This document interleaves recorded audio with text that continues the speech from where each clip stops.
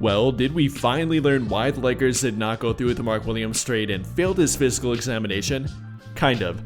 We did get further details on it, not the exact pinpoint to an injury or exactly why they failed him, but we did get further details in it, why Luka Doncic wanted him, and what it might mean for their offseason plans in regard to getting a center. So we'll talk about that and break it all down.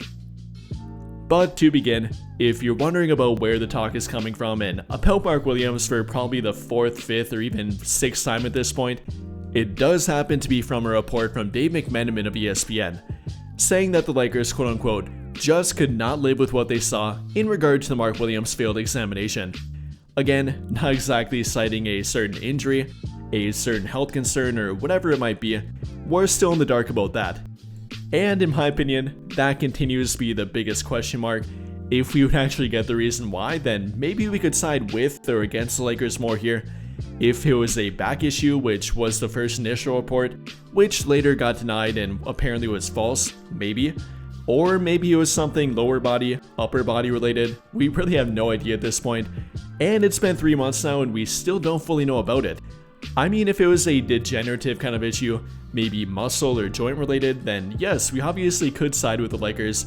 That would definitely be a long-term concern, especially for a guy that's yet to hit the 45 game mark in any season, only playing 3 years so far, so maybe a big concern, maybe not. He still has time to prove it either right or wrong at this point, who knows, only time will tell. But like I said, early reports did say that it was a back issue with him, albeit no official confirmation on that, and it's important to note that after the trade failed with him, he did miss 12 games after that point, 12 of a possible 33, aka about 37%. And then on top of that, like I said, only playing 44 games this season, which is actually a career high for him, and that's not too pretty, yet to hit the 45 game mark in 3 total years, so definitely cause for concern with Mark Williams. I don't care what anyone says about that. Reoccurring injuries, not being able to play in back-to-back games, and pretty much every time after playing about 5 to 10 games, he does come down with something pretty much every time.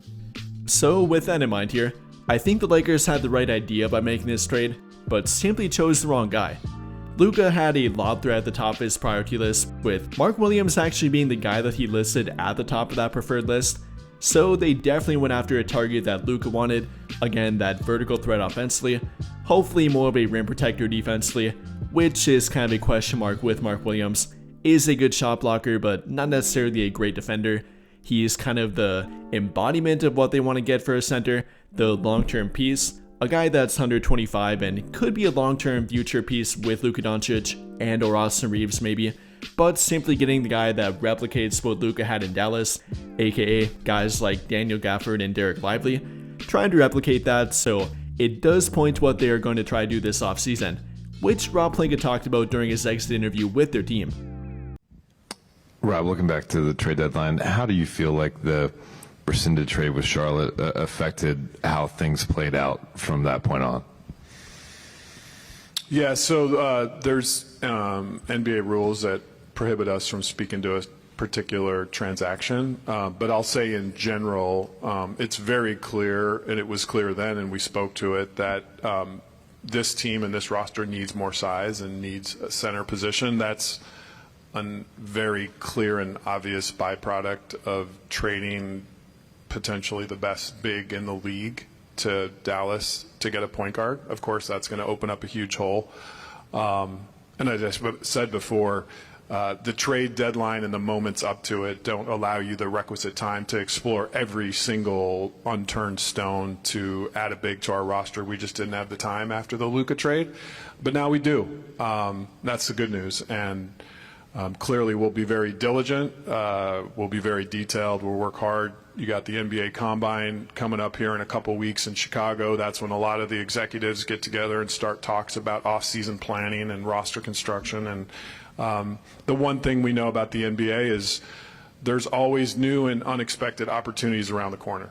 That's just the nature of this business, and that my focus is going to be on that and making sure that next year we have the requisite size to have a team that can compete for a championship.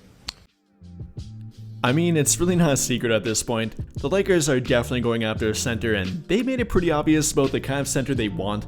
Like I said, the embodiment of a guy like Mark Williams, an athletic lob threat that can be a long-term piece with Luka Doncic, probably preferably under the age of about 28, replicating the Luka Doncic age, and can be a piece for him for about 5 years at the bare minimum. So that is their primary point of attack this offseason.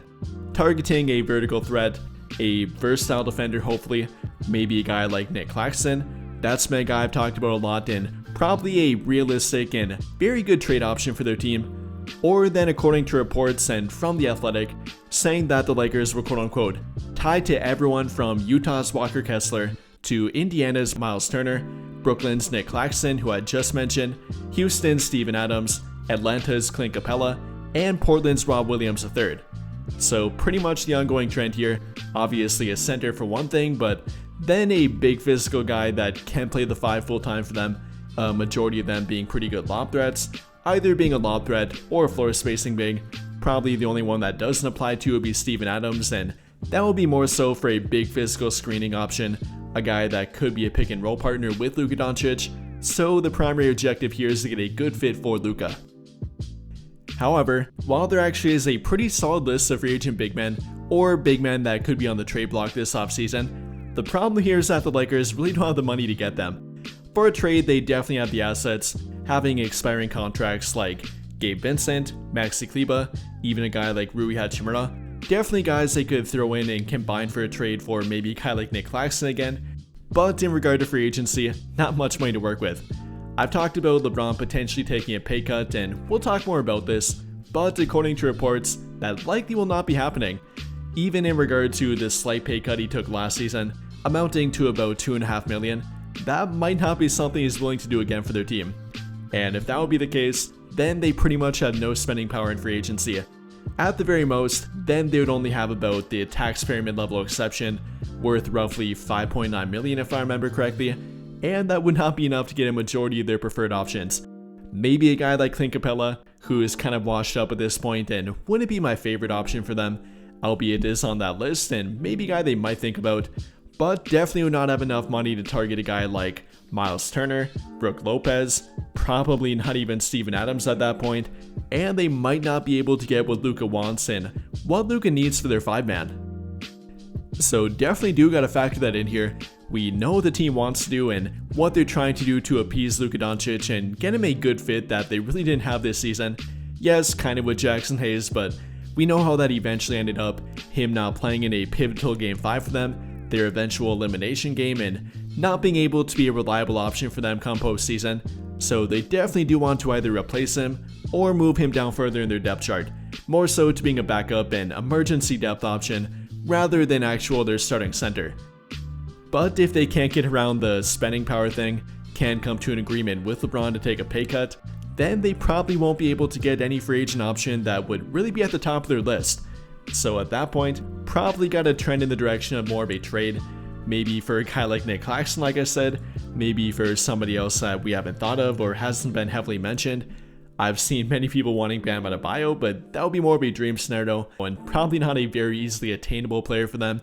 But I guess you could keep it in mind here, if they can't go the free agency route or at least not for their starting option, then they do have to go the trade route, and who knows, with Rob Pelinka, with the trade luck he's had lately, pretty much the NBA 2K type of trades, maybe somebody like that would be attainable.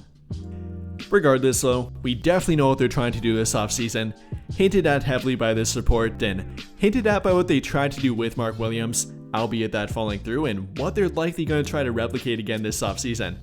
Trying to get Luka a lob threat, trying to get him a good fitting 5-man for their future, a guy that can be with them for probably 5+ years at this point, a guy that fits them offensively, defensively, is approved by both Luka Doncic and JJ Redick, and would actually be worth trading for or signing off the open market.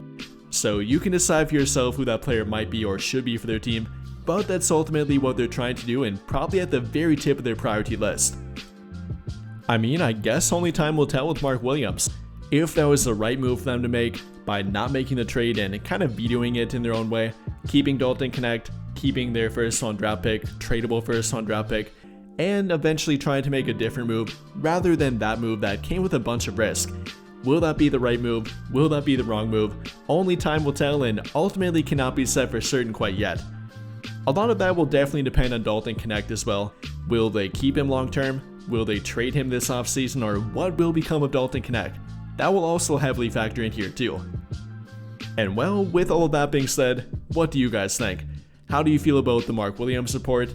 How do you feel about the Lakers offseason priority list in regard to a center?